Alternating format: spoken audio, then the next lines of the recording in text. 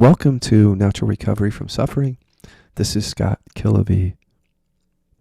And this is the Avoidance Guide to Authentic Spirituality.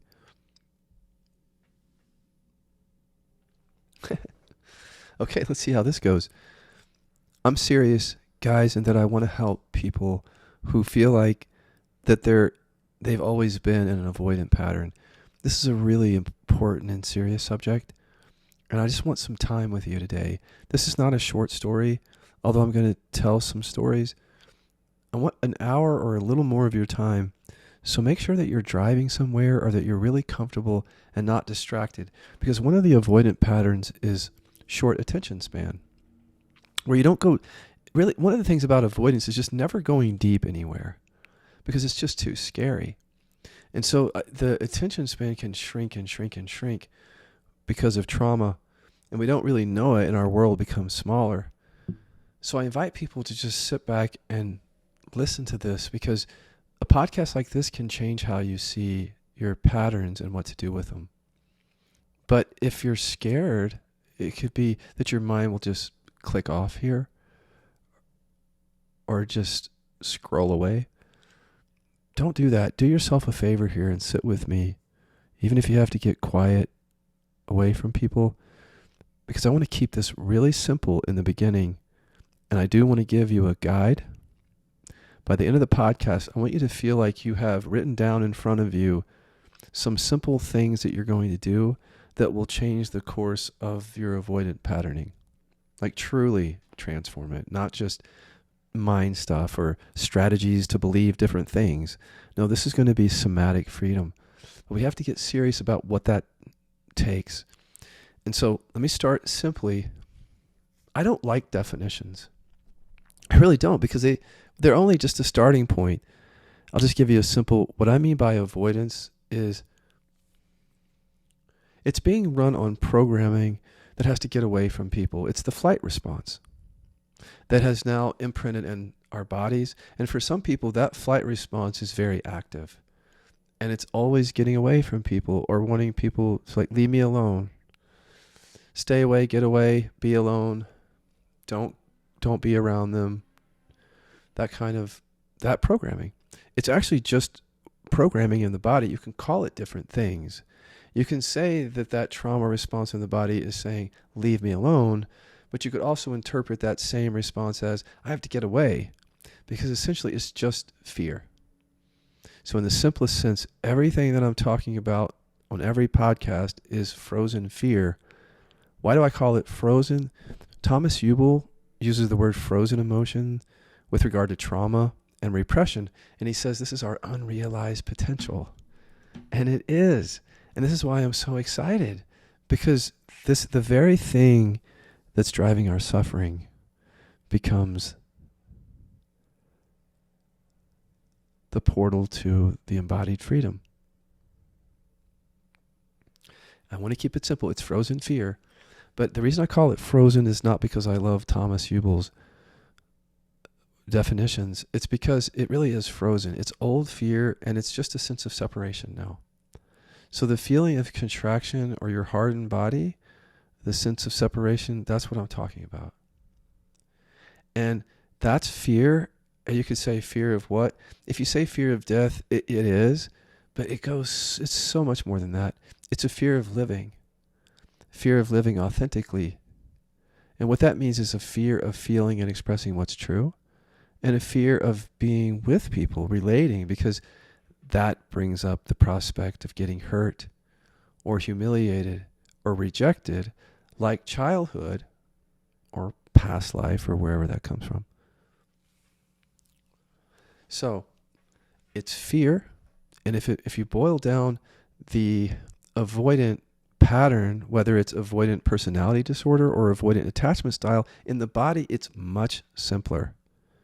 And so I want you to remember from this podcast that all that talk of therapists and the diagnoses and all of that boils down to something very simple in the body, which then you can make conscious to experience that transformation. And here's what it is. Let's go into the body again and see it for yourself, to see if you fall into this category of people who have this flight response embedded in the body, and driving things. Whereas it would just be something for someone else that would help them in a moment, like survive. Somebody comes at them, or they, a car, survive, flee. But here, parents rejected us, something happened, and we couldn't be ourselves, some trauma happened, we had to flee to survive. So now we've learned that fleeing is how we do relationship. But how you interpret that in your body is up to you. So as you feel down into the sense of separation, pull up your VIPs, the people closest to you from the beginning. So you have around you in a circle, mom, dad, siblings, and other important people, including current partner and past partners. And as they sit before you and you feel into the sense of separation, say slowly, once, I don't have to get away from them. We're evoking that fear through a certain inquiry. So if your body responds, write down, you have to get away. Just write it down. Or on your phone. If you don't know yet, just do it again. I don't have to get away from them. Feel your body. A small response is not small trauma. It could be very unconscious, or you could be dissociated. But if there's any response, if you know it's a yes, like I have to get away from them, write it down, because it's the basis of a lot of mental health stuff I'm about to tell you about, including addiction and suffering. It's as simple as I have to get away. It could be something else, like I have to stay away, or it's your wording, but write it down. Here's another one. I don't need them to leave me alone. I don't need them to leave me alone. And again, if you're not sure what the body's saying, just say, is that a yes or a no that I feel? And then just listen to the inner body from awareness. And write down if you hear, oh yeah, I have to get away, or I need them to leave me alone. That's critically important to dissolving the avoidant pattern, is understanding in your own words how you label that trauma response.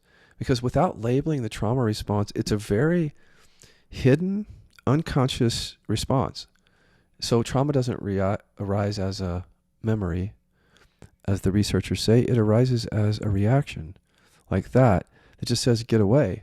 But if you don't put words on it, you're not able to do 3D, because those words, whatever you wrote down, will elicit the trauma response and help you transmute the energy, the repression and fear that's driving you to get away from people, which is behind your avoidant attachment or your avoidance. So it's critically important what you just wrote down, because now everything that you hear on YouTube or that you read about avoidant patterns, avoidant attachment, all of it boils down to that fear that you carry, that flight response that you carry in relationship. It's just super unconscious. But now you know what it is. This work is about making that conscious, and then that transmutes that fear in the body, the sense of separation. It's an embodiment approach that you do from the beginning, because this is the root of their suffering. If you go deal with stories and identities, or just rest as awareness, that's all safe from the very fear that's driving you. Become skillful. KI is safe for you to transmute that energy once you become skillful. So remember, keep it simple. There's something in you that represents the fear that we're talking about, that in every relationship you have this flight response that is like, get away. Now, once you know that, again, you'll never be taken in by me or anyone else. If we start to talk about other things, understand that here we do embodiment work. It's direct experience. It's not heady. This is authenticity and real transformation here. I just happen to have words for things. I want to make sure we keep it simple before we go on to those words. Another simple aspect of this is that every avoidant represses emotions. You don't have to believe it. Just see if you are. So pull up those same people feel down into your same body and say, I'm not angry at them. Several times, and then feel your inner body each time. If you actually feel anger, then you don't repress anger, so that doesn't get written down. If you feel the contraction, though, as if there's something indicating it, but you don't feel the anger, that's the repression. It's similar to when you say, I don't have to get away. And like the sense of separation responds, body. If you say, I'm not angry, and you have anger repression, kind of a similar response. So if you get that response, write down on your page, anger repression. Because people who don't have anger repression, like I don't have it, I used to, if I go into my body and I say, I can get angry at them, nothing. Just presence. No movements, no contractions. But see, I used to have a massive nerve pain and contraction that would respond to that. So there's your other culprit. Write down if you have anger repression. I'm going to simplify a bunch of stuff for you guys today. I want you to go ahead and check into hurt repression first, though. Generally, if you have the anger repression, like the contraction, you can't express anger. You can look at your life and see that you don't, if you have that contraction. But if you see, look at the same people here, and you feel into the sense of separation again, you say, I'm not hurt by them. It's okay if it's just a small response. It doesn't indicate small trauma. It indicates trauma. I'm not hurt by them. I can express that hurt to them. See if the body disagrees. You may already know what your repression is. You can check into sadness too, but basically on this page if you want this guide, write down what your repression is. We call it the dominant emotion in the primary, which means you can repress several things, but usually like there's one or two emotions that are really repressed. Write that down so that you have on your page something really simple. You have, I have to get away or leave me alone. And that's the fear, see? And then you also have, I'm angry, but I can't express it. Those are the programs of repression. It's that simple. Or if it's hurt repression, write down, I'm hurt, but I can't express it. So that's also fear. See, because it's not anger that's the issue, it's the fear of the anger. So the avoidant who's an anger repressor, for example, will disconnect from relationship and be angry but not know it. And not know that the anger repression is driving the disconnection. How would they know it when it's repressed? But you know now how to go into the body and see.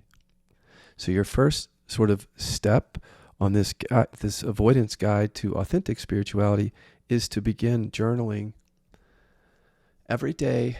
This is not inquiry. This is just discovery or journaling. We call it utility journaling. And I recommended it on my free non-duality on YouTube. It's a really good way to educate yourself about what's really driving you. So this is for everyone who feels like they have an avoidant pattern. You already have written down on the page that you have to get away, or whatever the programming is, and then that you have repression, whether it's I'm angry and can't, or I'm hurt. You already have that written down. So now all I'm asking you to do is every day for the next week or 2 or 3 weeks until you really see it, every time you turn away from someone or disconnect from a partner, where you know what we do as avoidance, or go onto YouTube to get away from your, you know what I mean? Anytime you see a disconnection, stop and then get your journal out, go into your body, pull up the person or people that you're disconnecting from and say, I'm not angry at them. If it's anger repression, if it's hurt repression, say I'm not hurt by them. See if the contraction responds. And then say, I don't have to get away. Or I don't need them to leave me alone. See if the contraction responds. Then you write that down. So each day you're writing down the same thing. I have to get away, and I'm angry. But I mean, you can also write down you can't express it. And that just helps you see every day that that's what's going on. Same thing. But I also want you to do this, is each day, when you write that down, do a utility on each one of those so you can really see what's driving all this. So in other words, once you determine that the contraction is angry at your partner, even though you're not aware of the anger, you're holding it in the contraction, say, what do I get out of not expressing anger to them or whoever that is? What do I get as you feel into the body? And then write that down. Every day, when you disconnect, write down what you get out of being angry but not expressing it. And then also write this down. What do I get out of believing I have to get away from them? Those two utilities every day. One utility on why you can't express your dominant emotion, and one utility on why you have to get away. And then you're going to see that every day your journal starts to look essentially the same thing, the same way. You're going to see that the utility is that you stay safe and or get love by getting away, mainly stay safe.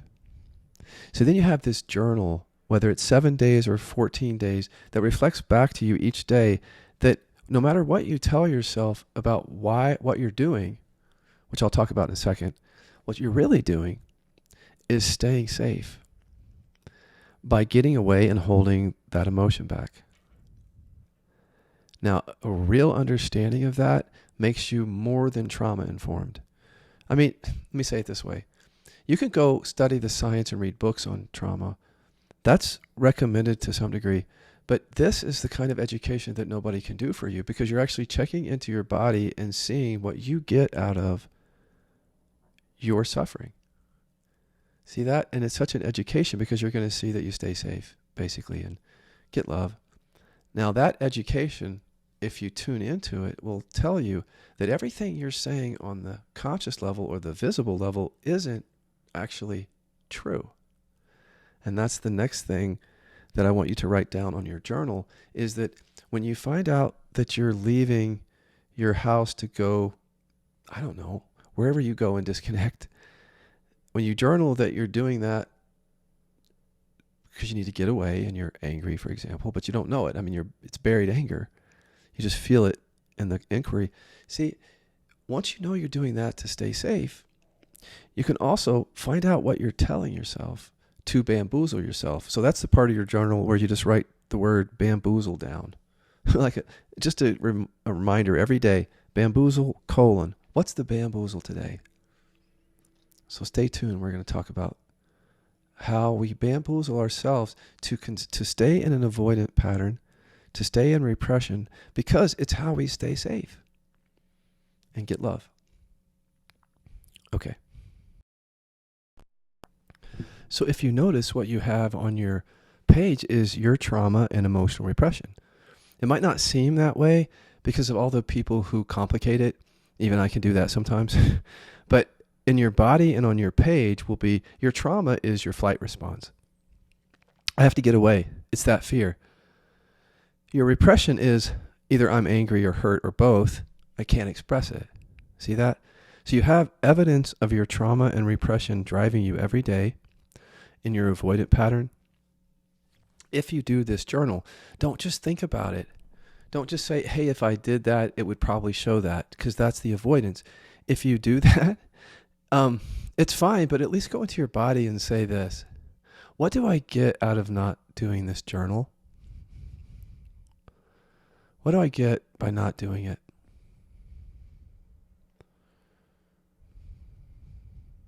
What do I get by not dealing with this avoidant pattern? See what your body says. See, you can say no to this, but it's like saying no to yourself, to discovering what you really are, embodying that, and getting free. So in addition to the every day when you write down, I have to get away, and then the utility. What do you get out of that? Stay safe. I can't get angry. What do I get out of that? I stay safe. Then you write down the bamboozle. And the bamboozle is what you were telling yourself, or that you're telling yourself before you did that utility inquiry. So maybe you left the house to go do something and you told yourself that you just want to go play pickleball. But you, on the way, you noticed that, oh, my wife was kind of nagging at me. And then I didn't want to play pickleball until then. So I go into my body. I'm not angry at her. And you want to know if that's your repression. See, because there's where the avoidance comes from if you're an anger repressor.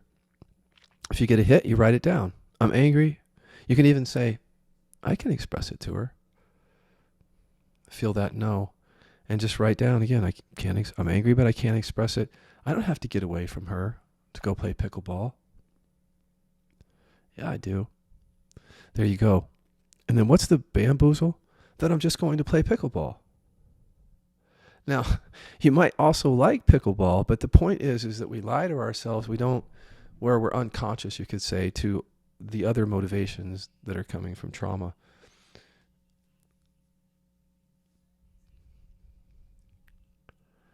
So what do you get out of 7 days, a month of doing just that if you haven't learned 3D KI yet?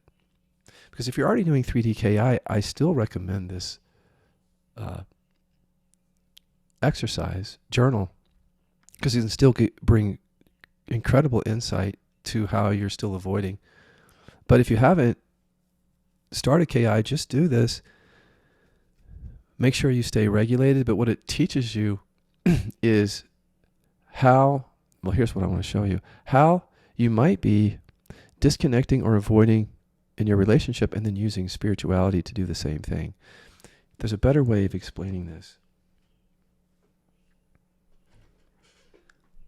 I'm going to come back to the guide in a second. You have a good guide there for a couple of weeks.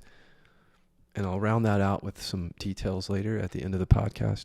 But now I just want to get personal because, I just have some things to say. I don't have a problem with like clinicians or therapists or teachers who kind of complicate things, because generally everybody's doing the best they can. I mean, nobody's really intending to deceive anyone.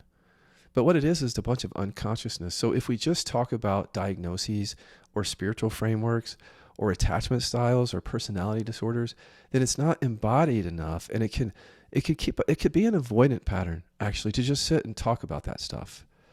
Let's get away from our buried emotions and let's label ourselves. That's safe. That's an avoidant pattern. So I bring this in with great caution, but there's a reason for it, because if you don't bring this alive, it's just another stale teaching or share.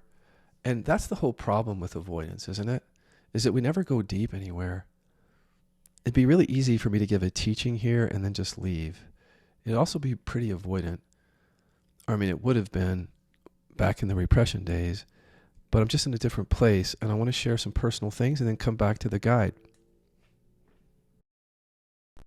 So I'm just going to give you small stories, chunks of my life to show you how that conditioning that I just talked about was running me.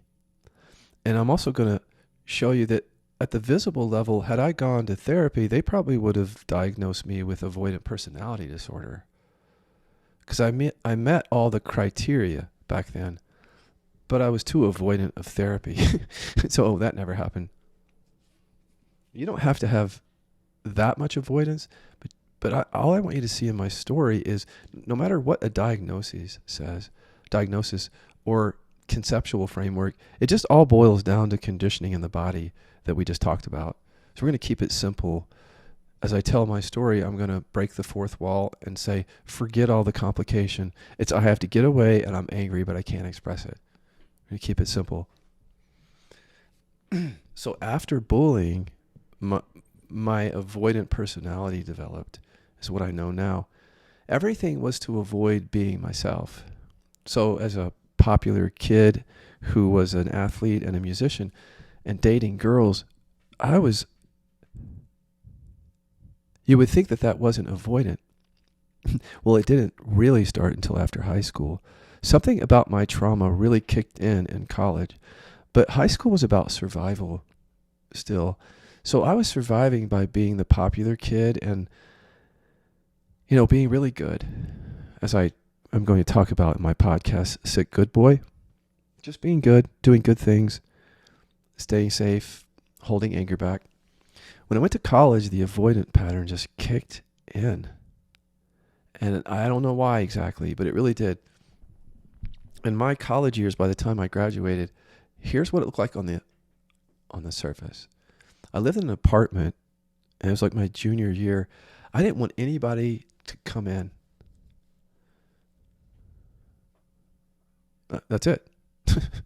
You know why? You could say, oh, he's an avoidant, or he has avoidant personality disorder, or you could say, oh, that's his trauma. It's very simple. Get the fuck away. Get away. But I wasn't conscious of it. I became conscious of it through this work, that's what was driving that. It wasn't a complicated theory or diagnosis. It was get the fuck away. I'm angry, but I can't express it. And then at the surface, it was like, I'm good, I'm peaceful, I'm a decent guy, sharing some vulnerability here and there because it's safe enough. But really, I'm fucking pissed, get away. So I didn't let anybody really in my apartment. I did a bunch of drugs and wrote music. And then I continued to do that for years. When I graduated college, I just got in bands and became this really avoidant personality. So I would write songs for like 3 days in a row and just get so fucked up. Drunk and or high on painkillers, completely disconnected from reality and people, so much so that I would put guitar amps, in front of my front door, just in case somebody got through the lock, I guess. I don't know. But I needed to put those amps up to make sure that they would all get away and stay away. That's trauma, but it's just simple programming. Get away. I don't know I have it. I'm just living a life looking like, well, I'm an attorney. So I go to work and I can't wait to get off work because I can't stand to be around all those people. I just can't, and I don't know that the reason is because I have to get away. I'm not comfortable with people. I'm more comfortable in the courtroom because you don't have to be authentic. I go home. If I can have a few days off, I completely disconnect. I go into this songwriting, narcotic haze. And then I come out of it and I'm good again. I'm an attorney. See, that's anger, repression, and avoidance. It's basically just I have to get away and I'm angry, but I can't express it. So, that didn't go well because the drug use got worse and worse. When I went to 12-step, here's another segment of how the conditioning worked. I didn't know that all of that was coming from anger, repression, the addiction, and the getaway avoidance. So I got to know some people in 12-step and got sober. And I was able to disconnect basically from everybody who wasn't in 12-step. It's like there were the people who were out there, and then there were the people in there in the program. And I was one of them. So I had a sense of belonging, maybe for the first time. And then I was getting a lot of love and approval, which my anger repression was desperate for. But I never had any authentic relationships. And I mean, in 12-step, really, I would share things and step work, but nothing really real because I was angry and I just had to get away. And slowly I learned to just get away because, those relationships were getting too close. I now know. So I came over there to non-duality to get away from those people in the 12-step program. And I was just trying to get away from my buried anger, but I didn't know it. And the non-dual teachers promised something that nobody else was. It's like you can really get away. You can get away from yourself. You can transcend the whole thing. But I didn't understand that I was coming from a trauma response because it just sounded like this is where I want you to write down on your Bamboozle. Sometimes is that you'll go to like a video that talks about awakening or healing, but really you're just trying to get away. And if you write it down and you see you're just trying to stay safe by watching the video, and it's all being driven by the avoidant get away stuff. It's just a game changer. I never had that. So I would just tell myself that I was, seeking awakening. But I was running from myself. And the non-dual teachers offered the perfect get away from myself and others. There's nobody here. Now, they didn't direct me back to my relationships to see that or embody that realization. They were just pointing for me. And after a while, I realized, I think they're avoidant. Some of them, like maybe a lot of them. But, when you're avoidant and you're around somebody who's avoidant, it's really safe, actually.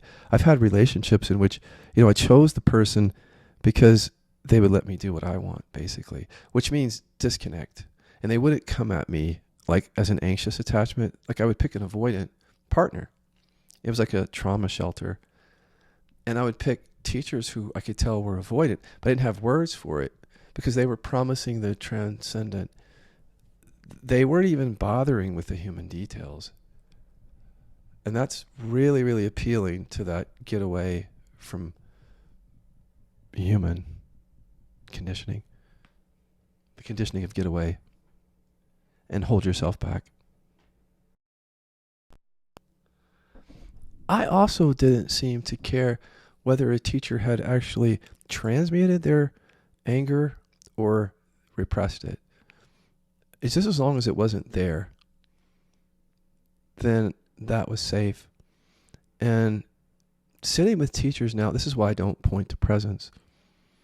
Only because I didn't understand that when you're pointing to presence, it's like, even though it's really helpful, on one hand, it lulls people into a false sense of being aware without pointing them to the repression and the trauma that's driving the suffering and away from people. So it's a bypass. I didn't see it, so I kept doing it, kept going to teachers that were pointing in that way. And then when I had my shift, I started pointing in that way because I was in the avoidant pattern already. I didn't know that I was driven to the awakening outside of relationship. See, that's a good indicator that you're in an avoidant path or practice, is if they're telling you that you're going to wake up completely outside of relationship. Even though you get free of the trauma bonds of relationship, how do you do that? By trying to get away from it all. You get free by making them conscious and meeting the repression that drives the suffering. But you don't know that, when you're coming, and there's quite a cottage industry out of just pointing to presence or talking about awareness as if it's divorced from relationship and body. Part of my guide for you guys today is that for the teachings and practices that you're interested in and that you follow, I think you should add that to your utility journal. It's just something that I never did. See, I would say it wasn't just teachings and practices that helped me avoid my buried anger and avoid people as a result of it. It was like infomercials. Just like my dad, I had chronic pain and I didn't think of it as emotional. So something would come on with like close to a TENS machine or something more advanced. And I'd be like, yeah, that's the latest. Completely bamboozling myself into not seeing that it was anger repression. And then this medical device comes and helps me in my avoidant pattern. But even if it gives me relief, it's the avoidance doing it, the repression. It's that big. I mean, yes, it also includes teachers who point to a bypass, but look, the whole human race for the most part is being driven by trauma. So it's better to just assume that people are driven by it until they start talking about it, because it's just unconsciousness. If people don't talk about it, they could be unconscious to it. And so who you go and watch, or teachers or practices that you do, all you have to do is write it down. See, it's just like if you left your wife for the day for some reason to go play pickleball, but you were really just trying to get away from her because of repression. If you do a practice and you don't ask this question, you don't know if the avoidant pattern drove you to that practice or that teaching. And that's how avoidance works. It comes from unconsciousness. It only works if we remain unconscious to it. So the journaling helps you to become conscious. It's the first step, though. It will not free you. That journal will not free you. It'll just begin the step of becoming conscious to, like, for example, if you do a certain practice, a meditative or other practice, you write it down and you say, I'm not using this to get away. Just see what comes. Be earnest. If you are, write it down. I'm doing this practice to get away. So you see it as part of your avoidance. And then look at people in your life that you're having any kind of issue with and say, again, I'm not angry or I'm not hurt, whatever your repression is. And then what do I get out of all that? Same thing. And then also, how am I bamboozling myself? So you might say, well, I thought at first that if I could just do this practice, that's all I need, really. And then I'm not doing it to avoid. So there's your bamboozle, because your utility inquiry shows you what your body is actually doing and saying. Your mind gives you the bamboozle. See, because that's what keeps us safe. The mind seeks and manages safety and filters everything out to make sure we're safe, so that we're not in situations where we're going to experience the buried emotions or the kind of intimacy that terrifies us, where we might get hurt, rejected, humiliated, or we might lose someone. Make that complicated, though. That's all the same fear that holds you back, the same one in your journal, and that makes you get away for all the avoidance that are listening. You don't have to complicate it, because that's what we do sometimes as avoidance, is we get into our head. And so every time I do that, I want you to come back and just come back to the journal and do something radically different. Every practice or teaching, do it with KI, because you could be, if you haven't learned skillful KI yet, you might find that you're using some bypassy version of KI to get away from people. Any kind of a bypassing practice would have, for an avoidant, some element of I'm using this to get away or not feel the buried stuff. Same thing. Because repression and trauma drives us.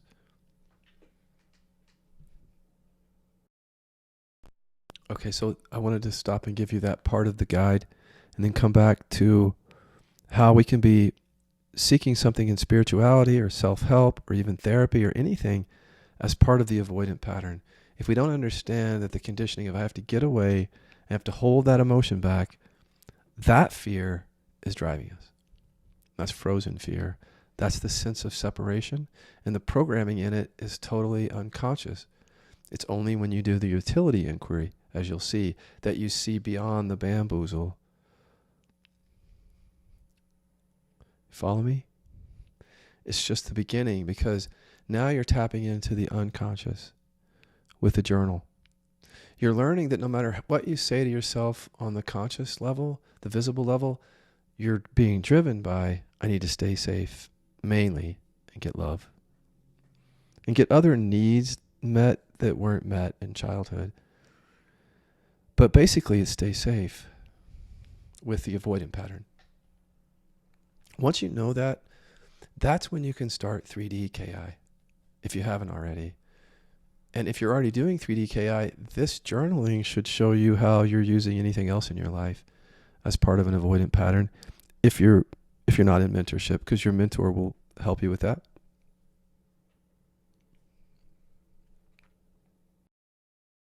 Back to the personal again.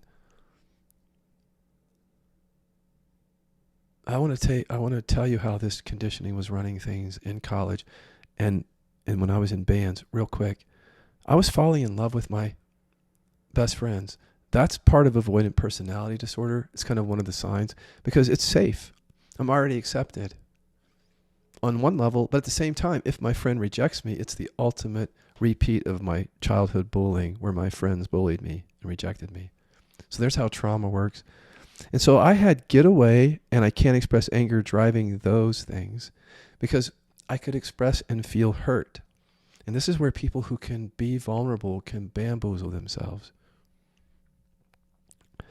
I mean, I didn't see it back then as an anger repressor, but the hurt that felt safe enough for me, because my dad could cry. And I learned that that's safe enough. that I was using that to get them. I didn't know this, but they'd feel sorry for me. I could put my pain on them. See, I chose these best friends. This is the bamboozle. I chose these guys. I become best friends with them, and then I fall in love. I develop sexual feelings. I'm so innocent of that, but yet my conditioning created that because it's safe. And then I put that on them, and they reject me, but then that hurts. And I let them know sometimes. I didn't understand I was manipulating them. It looked really authentic, but the thing is, that was a repeat of my childhood trauma. That was the rage driving all those trauma responses. Under that heartbreak was rage, buried and then get away. And so in the end, it was a bamboozle, because if they felt sorry for me, they wouldn't completely reject me, no matter how awkward or weird it was for them. And then I would leave them like a true avoidant. After the fact, when it was just weird, I'd leave the band.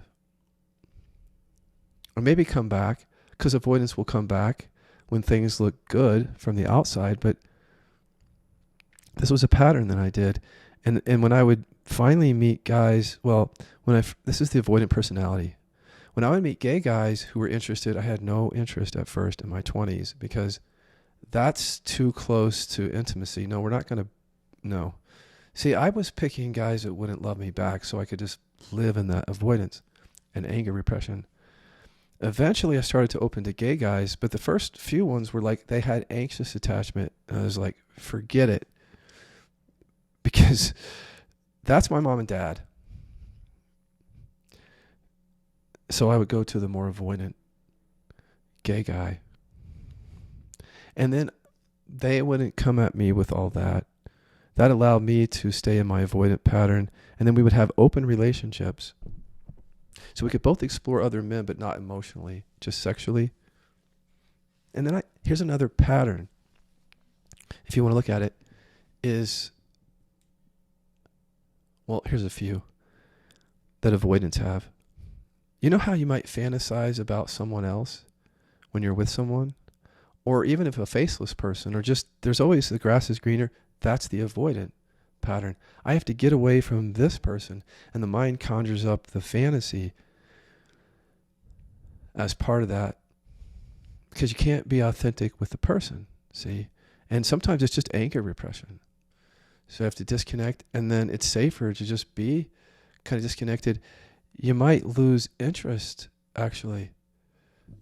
That's what I did. I mean, I would get with people, but the allure would wear off quickly because I was in an avoidant pattern, and I'd have an open relationship so I could explore these other men and not be intimate with my partner. Not really authentic, vulnerable, and intimate. And that was better than just rejecting any gay men that wanted to be with me, but I was still in the avoidant thing with these men.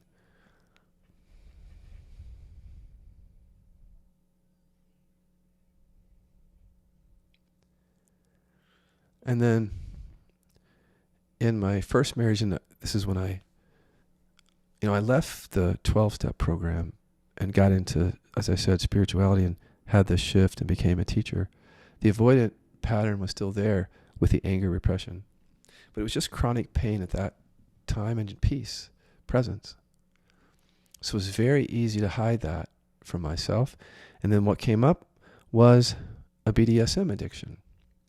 So this is where I want to talk about how really duality comes from repression, if you can see this.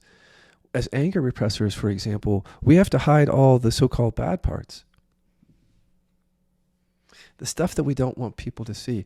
When I was a kid, I had to hide my sexuality, my gender issue. I had to hide any pleasurable thing, drugs, all that, because those are bad. And then I had to be good. And the I have to be good conditioning is buried. It is the anger repression conditioning. It's not other than that.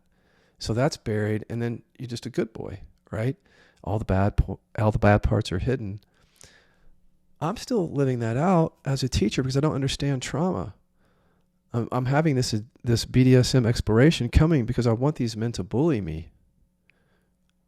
Because my main bully had sex with me after bullying me. So I'm reliving this trauma, but I'm hiding that part from everyone because that's bad. I have to be good. There's the duality. See, I thought it was in stories. It has nothing to do with stories. It's all energetic. It's how we show up energetically. It doesn't matter what we're saying.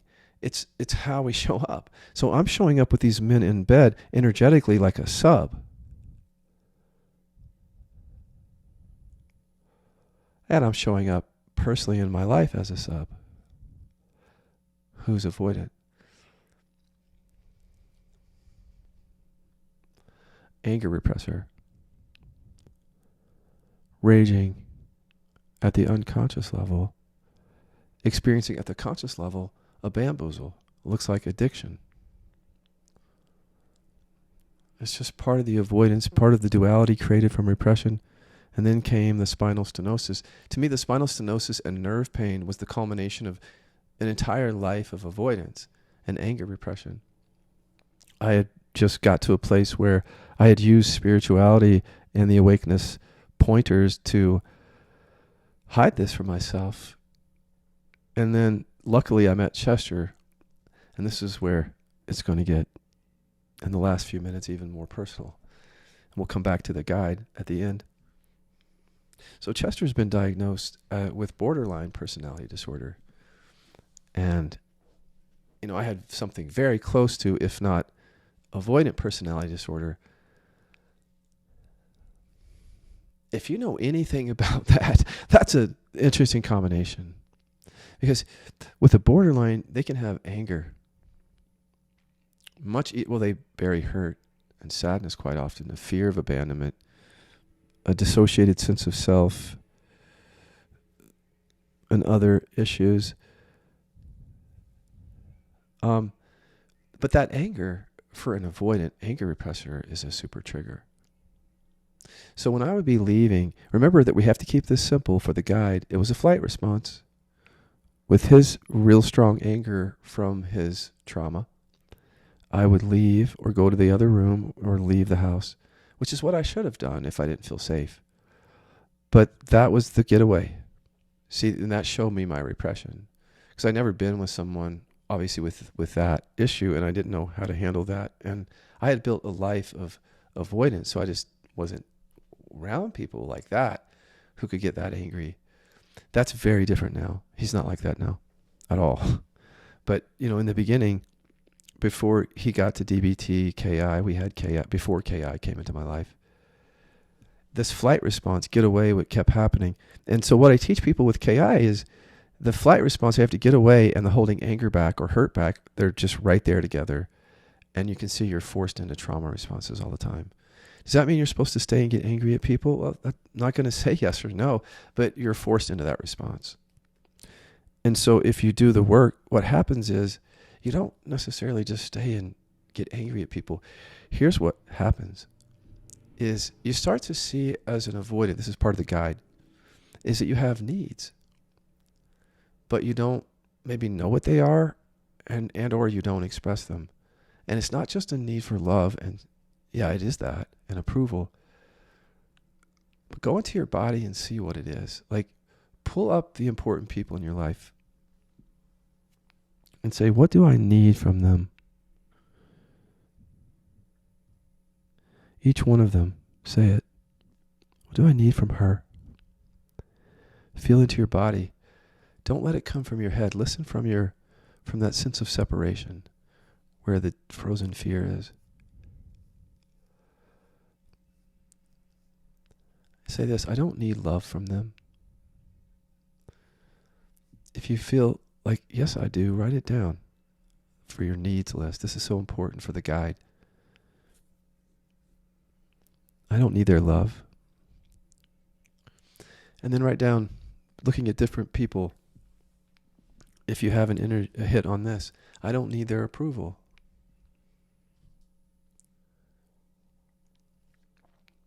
I don't need anyone's approval. Sorry, I had my drink of coffee there. Write that down. Just simple needs. One word. Love. This is like a list, a column. Love and then approval. Then go to this one. I don't need I don't need them to see me. Even if there's a fear of being seen, see if there's I need to be seen. Write that down. That's a need that you have.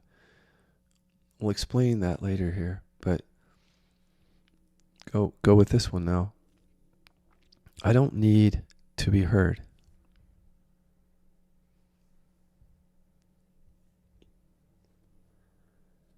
I don't need to be heard.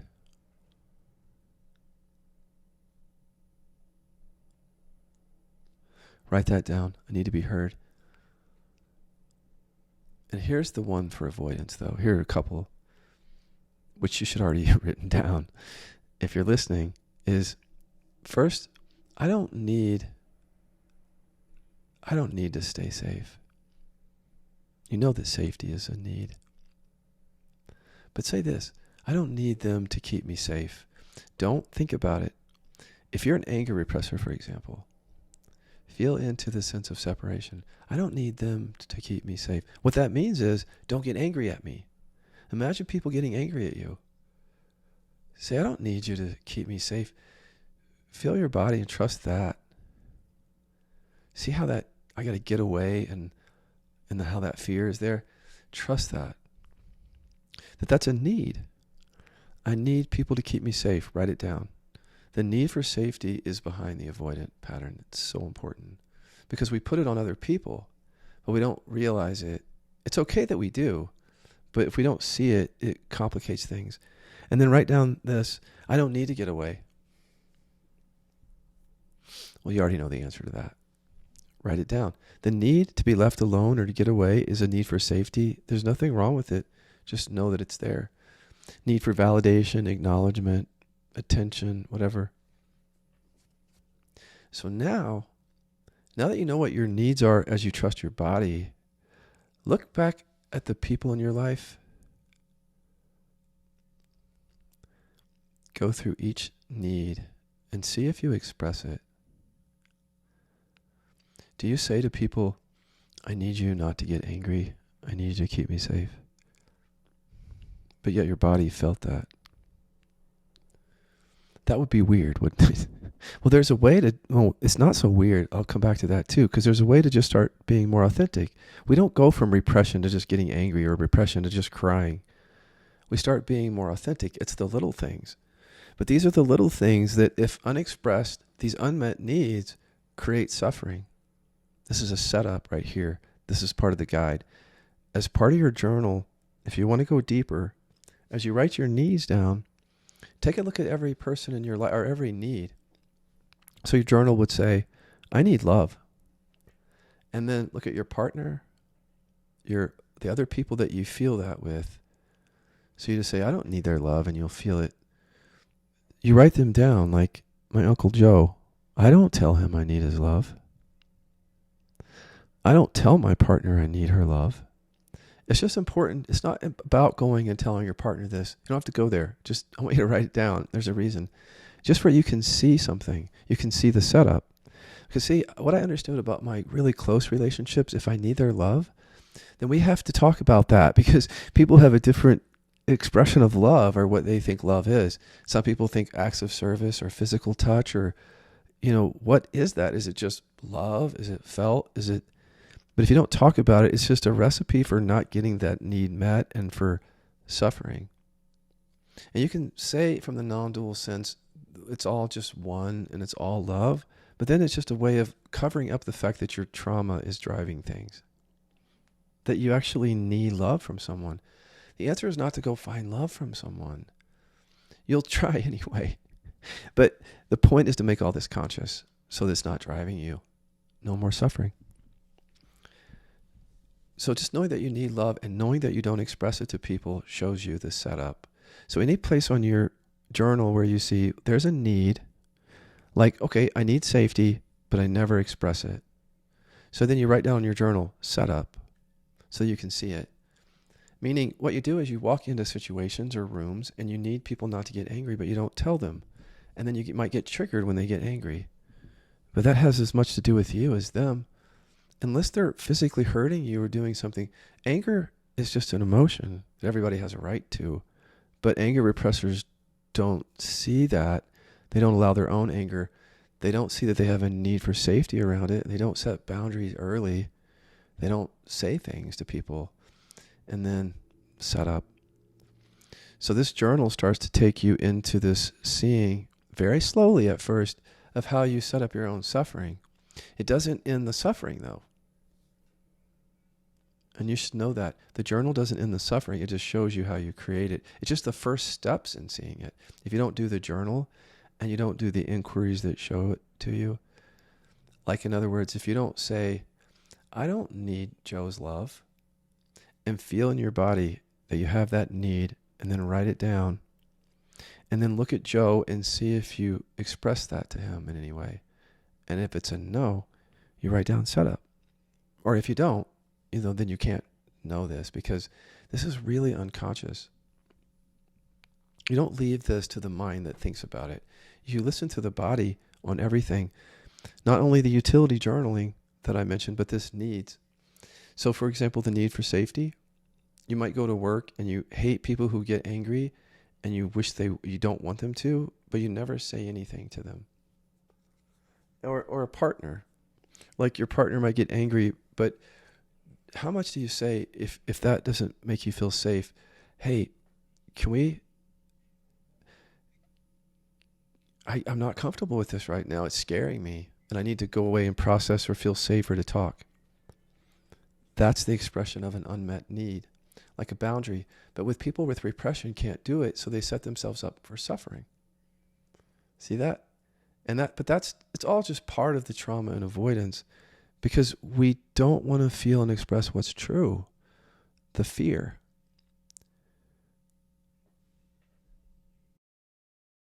We can't. We're afraid as long as we have repression. So there's a setup going on quite a lot. And then there will be people, see, a lot of avoidance will not have expressed needs in relationships. So that shows you the setup. It helps you see the avoidance. How does it tie into avoidance? Well, why wouldn't you want to avoid situations where your needs aren't getting met and you're suffering and you can't get to the root of it and you can't feel and express what's true? Of course you want to get away. Or worse, you're being hurt, but you can't do anything about it. You can't express anything, set a boundary. Get away is our only option when we have that trauma. We're forced into the flight response. So this is the pattern that I want you to see. And I want you to see the setup because if you do this work, you go and do 3D KI repression inquiry, you'll see changes happen. And if you don't see those changes in your relationship, stop doing KI because you're not doing it skillfully. And then ask somebody who has already done it, a mentor or a trainer, because you should see changes with regard to this pattern. Does it mean, here's the thing, you can't look for big release or now I'm awakened. That's the avoidant pattern. That's the repression that doesn't want to feel anything and just wants to wake up, but it's not real because there's real trauma there. So get in the business of just noticing that you're driven by this if you're earnest. You want to get out of your head about awakening and healing or anything like that just helps you in that avoidant pattern. And you want to put it on paper, as part of the utility journal. And you want to stick to how you're creating your suffering. Just see it. Even if you're resisting, avoiding KI, 3D, you can still do this journal and see that whatever you're telling yourself isn't true, that you're not just seeking enlightenment or whatever, or healing, that you have this real getaway programming and it's taking you to a bunch of different things. And maybe you're really busy. There's a lot of people with repression that are very busy, but they're not grounded and they're not in their bodies. And so their busyness doesn't come from flow and embodied freedom. It comes from, I have to get away. One of the things about avoidant folks is that we just never go deep, really deep anywhere. And when we go deep, we tend to go not to the repression. So once you write your needs out and you see that they're unexpressed, you can start to see the setup. You write the word setup on the journal so that you keep that there, refer back to it. That is all an invitation to 3D KI. That we're going to show you how to do intentional rapid fire in what's called the network or net of programs that you have written on that page. It's all going to be about making the conditioning that's driving all this conscious, but normal inquiry doesn't do it, because these are trauma responses that are buried. It's very much somatic work. Okay, so is that enough guide for you? Not for the transformation, but to begin the process of seeing what you have to do. Otherwise, spirituality is going to be avoidant for people with this patterning. Anything you do will be part of it. So I'm going to leave you with just a few, again, I don't know, what do you call these? Parallels. Because I've been saying on YouTube, the way that we do a close relationship as an avoidant is how we often do a spiritual practice like KI that actually gets to the root of suffering. We do them the same way. So there's like, you could say in the beginning, there's like a love bomb stage. Whether it's the relationship, avoidants need love too. And so that's what it looks like in the beginning, where it's safe. You don't know the person. You don't have to expose yourself in what you really are. You can go after the shadows that you put on them. Pretend like you really know the person. I'm talking about a romantic relationship. But you might have other relationships that are really close. But you need their love. But there was a love bomb in the beginning. You love them. It doesn't make you a narcissist. It makes you afraid. But then you either disconnect from them or you even discard them. And at your spiritual practice, see what I mean? Like come to KI or some other practice that might get to the root of it, but then there's a love bomb in the beginning. I love this KI stuff. And then avoidance, disconnection, discarding, sabotage, both places. That doesn't mean that KI is the only way. Don't land there as like, oh, now you're saying that's just safe for you. No, KI represents modalities that get to make conscious the trauma and repression driving you. So that's what you don't want in your relationship. Everything in your system is trying to avoid authenticity in your relationship. See, it was me too. And authenticity is the only thing that I want now. That's all. It's so, for a while I was even wondering, am I getting a little bit too far with that? But it wasn't a belief system. It was just having lived a life of avoidance and fakeness and even fake vulnerability coming from anger repression. When I finally discovered real authenticity, it's just so critically important to my well-being, my mental, emotional well-being. The embodied freedom came. It's just so important. Vulnerability, but it has to be real. It certainly can't use safer emotions to manipulate in any way. The scariest ones have to be dealt with, including anger.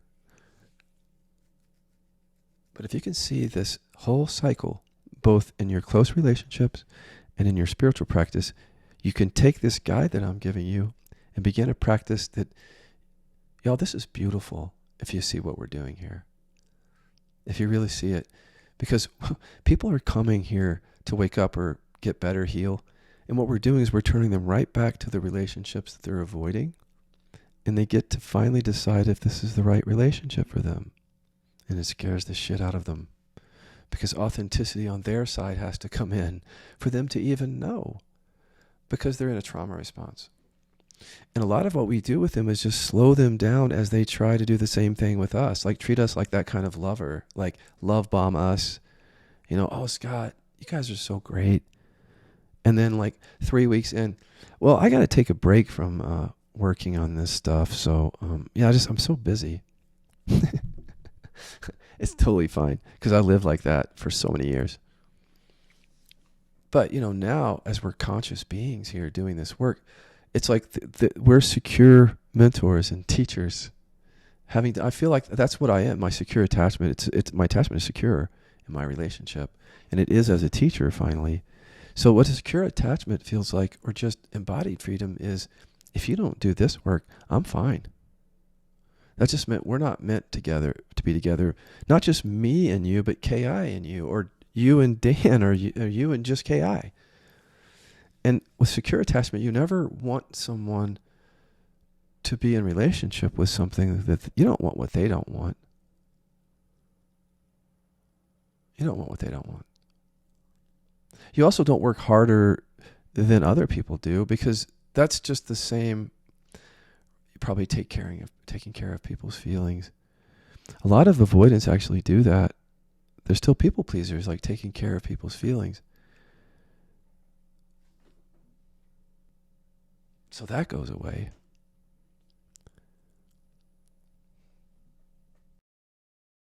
Taking care of people's feelings was coming from the repression, afraid of other people's feelings and our own. So when all that shifts through this process,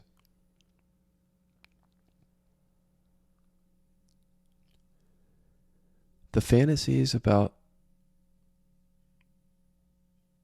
the other partner or a new partner that you see in your relationship will go away. The seeking in spirituality will go away, because all of that's the avoidant pattern, part of that cycle of fantasizing so that we don't go deep in our own relationships and our own bodies. All that goes away. All the shadows where you think it's your partner is the issue. Because if your partner's the issue, leave the relationship, if they're that big of an issue. See, I live with somebody who's had borderline personality disorder. I've had every reason to leave, according to societal norms. When he has fits of anger, he's even had some close to really bad things happen for him, which I'm not going to say because he deserves that privacy. But that's all ridiculous, because he just has trauma. And I was just trying to get away if ever I was trying to leave, because I was scared. To really love somebody, even with that, you just have to love yourself. That's what we all have to do. So we have to learn what that really means, though. Because you can't love yourself with the conditioning, I have to get away, because we're never really getting away from people. We're getting away from our own emotions. You can't love yourself when you're in a forced flight response. You can't even know yourself. You can have an awareness recognition and still have that flight response going on. And using, like I did, the awareness recognition as part of the disconnection, because there's not real authenticity there in the non-dual teacher thing a lot of the time.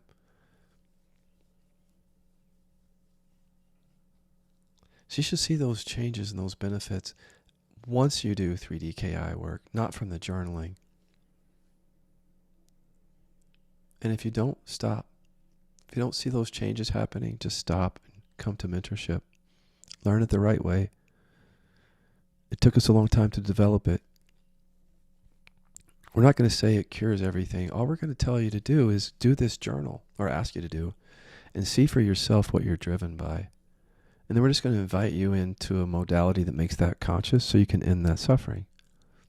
If you avoid that, a secure teacher or mentor allows you and has no energy around you going somewhere else. It's not going to put in any effort more than you are. And I don't. And I now have boundaries around how much time I'll put in. I actually have more engaged mentorship relationships, teacher relationships than I've ever had. Some of the greatest relationships I've ever had are with people that I'm working with, because the professional boundaries are not getting in the way. There are definitely boundaries, but they're not like I'm a professional and you're a peon. It's actually, we're both human beings. I've lived a life of trauma and repression. Let me share it with you. Let me share the modality. Let me hear about you when you feel safe enough. Let me show it to you so you can find the freedom. Let me mentor you there, and we get to know each other. It's not the same as my relationship with Chester or anything like that. But it's beautiful to see these walls come down for everybody.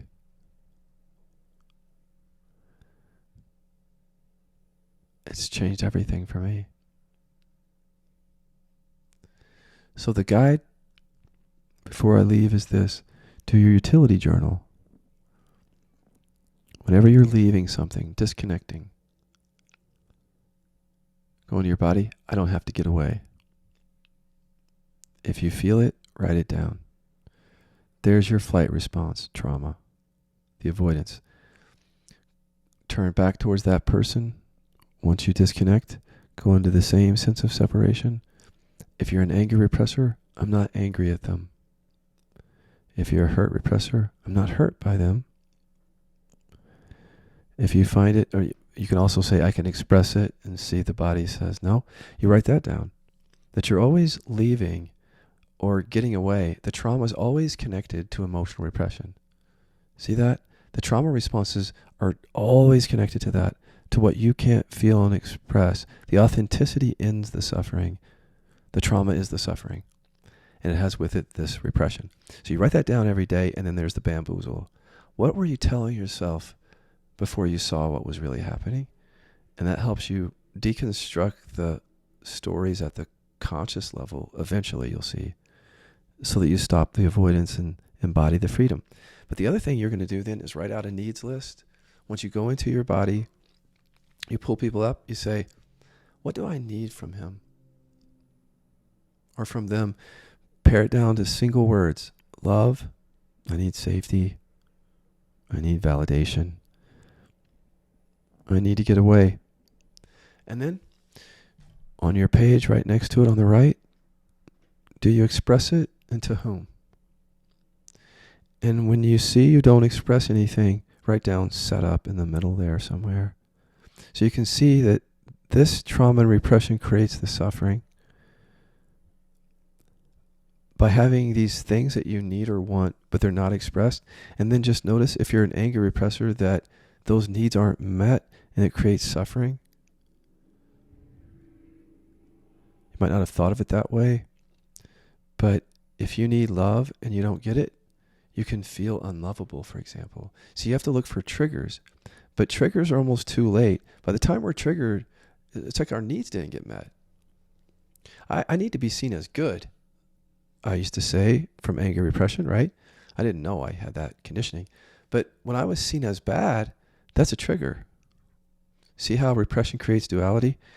Well, I got to get back to being good. So I have to deal with that, process that trigger. But that's all bypassed because it came from I have to be good, from anger repression.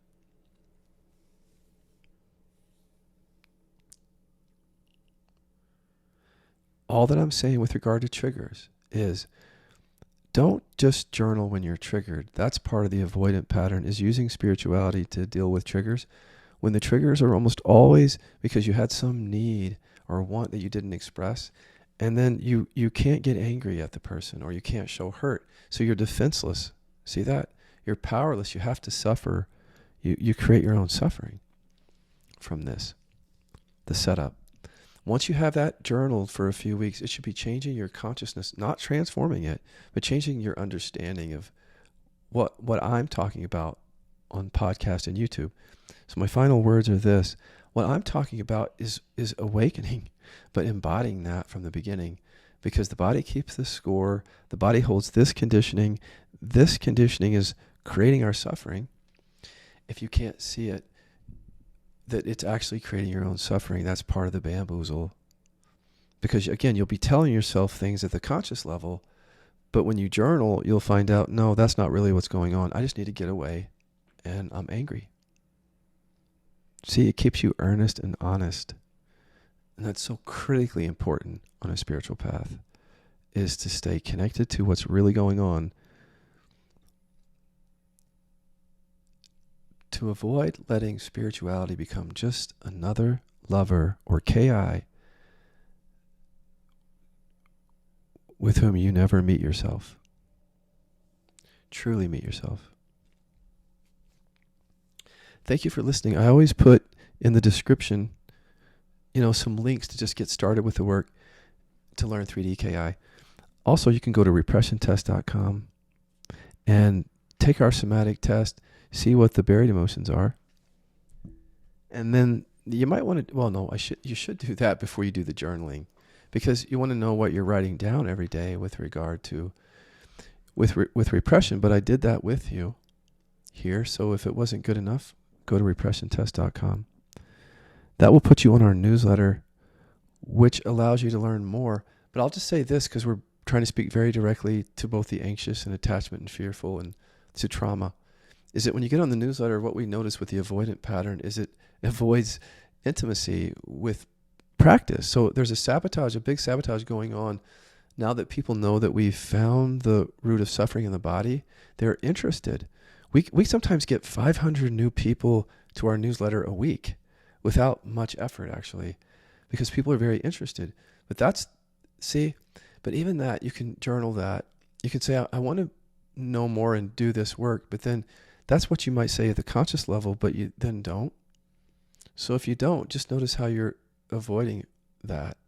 And it can help you to journal it and say, I don't have to get away from KI. And there it is. See how you're about to treat KI as another lover to disconnect from. Even being on the newsletter. Be really careful, because there's something special here with KI. We've really illuminated the core drivers. And I think you'll find that with 3D KI. Thank you.